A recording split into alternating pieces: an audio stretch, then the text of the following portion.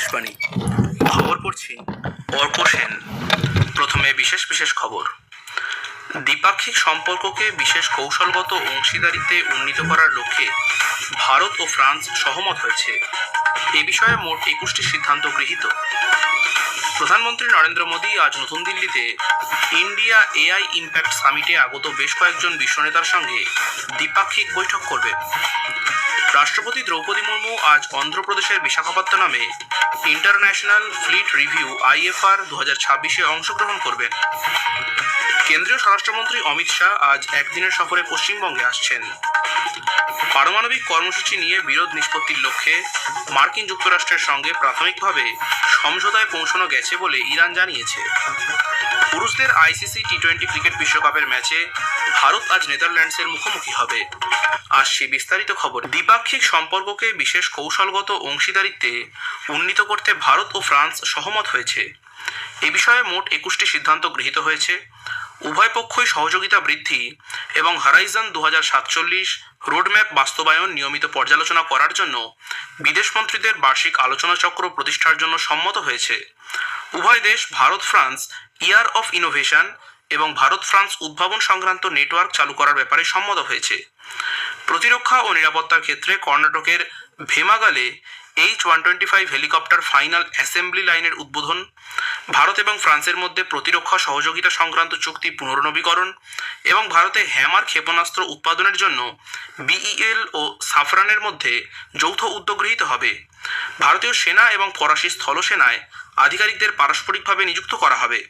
প্রতিরক্ষা সহ গুরুত্বপূর্ণ এবং উদীয়মান প্রযুক্তির ক্ষেত্রে একটি যৌথ উন্নত প্রযুক্তি উন্নয়ন গোষ্ঠী তৈরি করা হবে।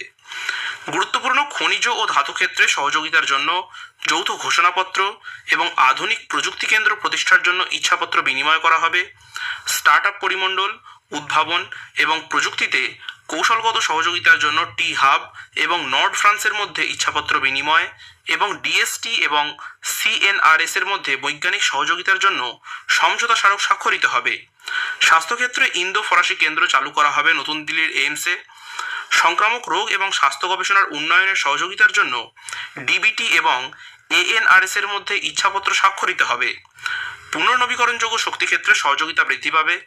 এছাড়াও যোগাযোগ মন্ত্রকের ডাক বিভাগ এবং ফ্রান্সের লা পোস্টের মধ্যে ইচ্ছাপত্র বিনিময় করা হয়েছে। প্রধানমন্ত্রী নরেন্দ্র মোদী ভারত ফ্রান্স দ্বিপাক্ষিক সম্পর্ককে বিশ্বব্যাপী অনিশ্চয়তার মধ্যে স্থিতিশীলতার জন্য জোরালো শক্তি হিসেবে বর্ণনা করেছেন।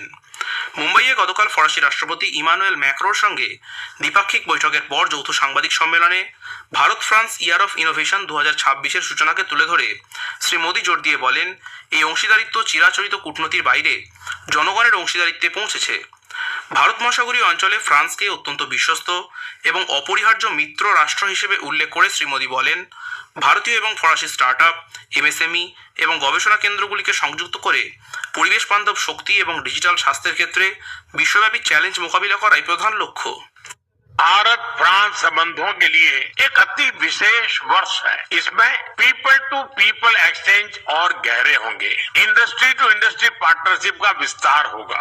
आज हम जैसे भारत में जुटे हैं, उसी तरह जून 2026 में फ्रांस में भारत इनोवेट्स 2026 के तहत हम भारत के बेहतरीन टेक स्टार्टअप दुनिया के सामने रखेंगे, जो हेल्थ, क्लाइमेट, सिक्योरिटी जैसे ग्लोबल चैलेंजेस के समाधान बना रहे।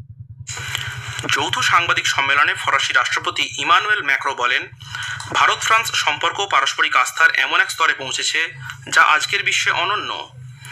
ফরাসি রাষ্ট্রপতি ইমানুয়েল ম্যাক্রো প্রধানমন্ত্রী নরেন্দ্র মোদীকে 52তম G7 শিখর সম্মেলনে আমন্ত্রণ জানিয়েছেন। চলতি বছর এই সম্মেলনের আয়োজক ফ্রান্স। প্রধানমন্ত্রী নরেন্দ্র মোদী আজ নতুন দিল্লিতে ইন্ডিয়া এআই ইম্প্যাক্ট সামিটে আগত বেশ কয়েকজন বিশ্বনেতার সঙ্গে দ্বিপাক্ষিক বৈঠক করবেন।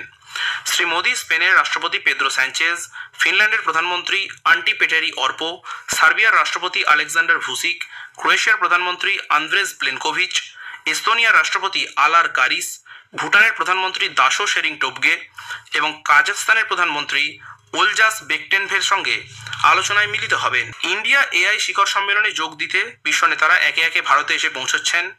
ফিনল্যান্ডের প্রধানমন্ত্রী পেট্টেরি অর্পো, সুইডেনের উপপ্রধানমন্ত্রী এব্বা বুস, ব্রিটেনের উপপ্রধানমন্ত্রী ডেভিড ল্যামি এই উপলক্ষে সম্মেলনে অংশ নিতে নতুন দিল্লি এসে পৌঁছেছেন। এআই ইম্প্যাক্ট সামিট 2026-এর তৃতীয় দিনে একটি গবেষণামূলক আলোচনাচক্র আয়োজিত হবে। এস্তোনিয়ার রাষ্ট্রপতি আলার কারিস, ইলেকট্রনিক্স এবং তথ্য প্রযুক্তি মন্ত্রী অশ্বিনী বৈষ্ণব এবং তথ্য প্রযুক্তি প্রতিমন্ত্রী জিতিন প্রসাদ সহ অন্যান্য বিশিষ্ট ব্যক্তিবর্গ এ বিষয়ে আলোচনা করবেন। রাষ্ট্রপতি দ্রৌপদী মুর্মু আজ অন্ধ্রপ্রদেশের বিশাখাপত্তনমে ইন্টারন্যাশনাল ফ্লিট রিভিউ IFR 2026-এ অংশগ্রহণ করবেন। বিশাখাপত্তনমে ভারতীয় নৌবাহিনী আয়োজিত IFR 2026-এ 100-রও বেশি দেশ তাদের যুদ্ধজাহাজ, সাবমেরিন, বিমান এবং প্রতিনিধি দল নিয়ে অংশগ্রহণ করছে। সশস্ত্র বাহিনীর সর্বোচ্চ কমান্ডার হিসেবে রাষ্ট্রপতি মুর্মু আনুষ্ঠানিকভাবে আজ ভারতের নৌশক্তি এবং সামুদ্রিক সক্ষমতার নিদর্শন হিসেবে এই নৌ প্রদর্শনী প্রত্যক্ষ করবেন। প্রধানমন্ত্রী নরেন্দ্র মোদী আগামী রবিবার 22শে ফেব্রুয়ারি আকাশবাণীতে মন কি বাত অনুষ্ঠানের মধ্যে দিয়ে দেশ বিদেশের মানুষের সঙ্গে তার চিন্তাভাবনা ভাগ করে নেবেন। এটি হবে মাসিক এই বেতার অনুষ্ঠানের 131তম পর্ব। আকাশবাণী ও দূরদর্শনের সবকটি চ্যানেলে সকাল 11টা থেকে এই অনুষ্ঠান শোনা যাবে। আজকের প্রসঙ্গ অনুষ্ঠানে এবারের বিষয় বিকশিত ভারতের লক্ষ্যে সুস্থ দেশ গড়ে তুলতে all India institute of medical সায়েন্সের ভূমিকা। এইমস কল্যাণের মেডিকেল সুপারিনটেন্ডেন্ট প্রফেসর ডক্টর মহুয়া চট্টোপাধ্যায়ের সঙ্গে কথা বলেছেন কাশফিন নাহার।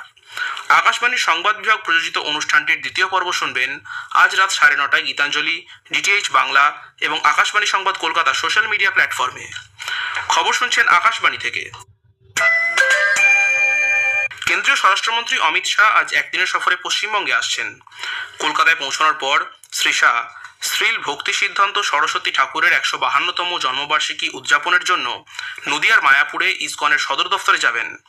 সেখানে স্বরাষ্ট্রমন্ত্রী জয় পতাকা স্বামী মহারাজের সঙ্গে একটি উচ্চ পর্যায়ের বৈঠকে যোগ দেবেন এবং মন্দির প্রাঙ্গণে আয়োজিত একটি জনসমাবেশে ভাষণ দেওয়ার কর্মসূচি রয়েছে তাঁর।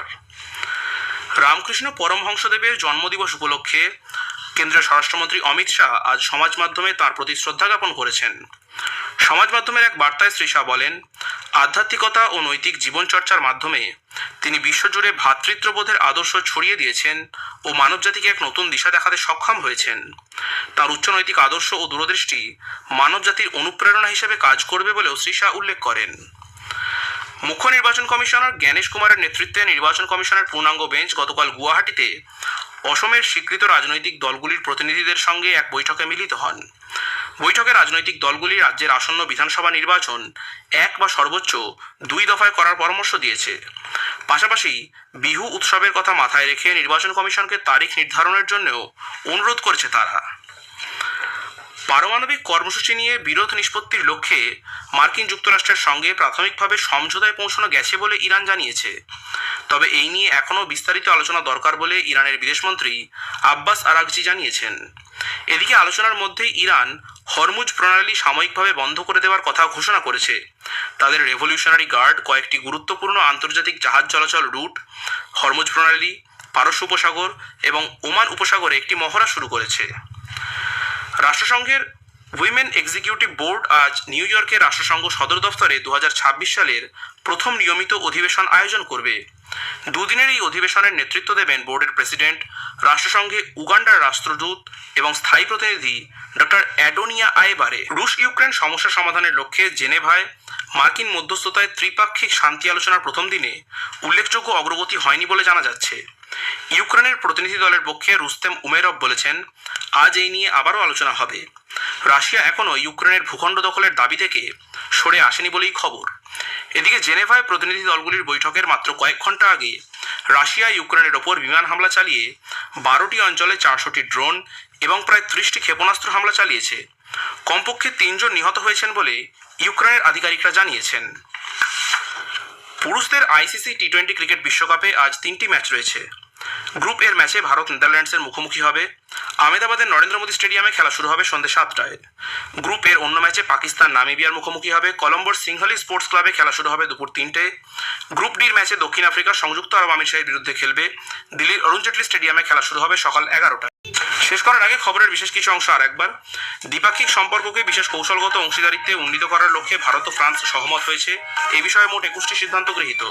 প্রধানমন্ত্রী নরেন্দ্র মোদী আজ নতুন দিল্লিতে ইন্ডিয়া AI ইম্প্যাক্ট সামিটে আগত বেশ কয়েকজন বিশ্ব নেতার সঙ্গে দ্বিপাক্ষিক বৈঠক করবেন। খবর শেষ হলো। এর পরের খবর শুনুন 10টা বেজে 10 মিনিটে।